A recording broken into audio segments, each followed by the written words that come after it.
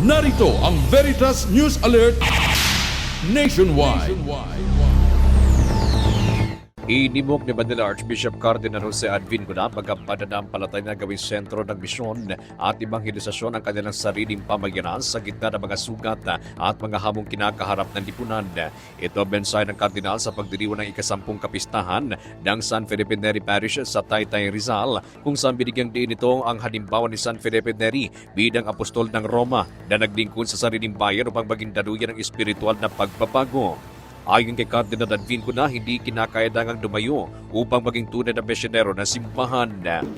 Hindi natin kailangan lumayo upang maging misyonero.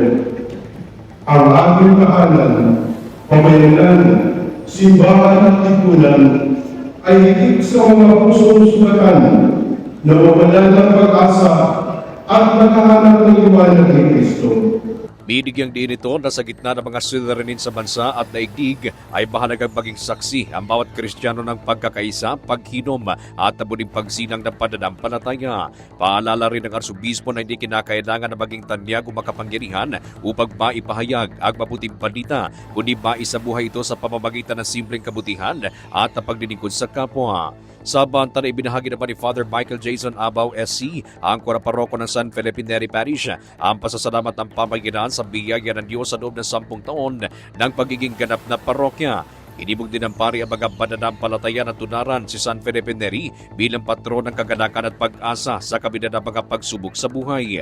Sana ay tularan natin si San Felipe na sa awa at grasya ng Diyos ay maging masayahin tayo sa buhay kahit na may mga pagsubok, kahit na may mga problema, kahit may pinagdaanan, matuto din sana tayong maging masaya. Ang San Felipe Neri Parish at Taytay, Rizal ay patuloy na nagsisilbing sentro ng pananampalataya at pagdimisyon sa pamagitan sa inspirasyon ng kanilang patron na kinana bilang banal ng kaganakan. Para sa Veritas PH, ako ang inyong kapanalig Norman Dikia, sumainyo ang katotohanan.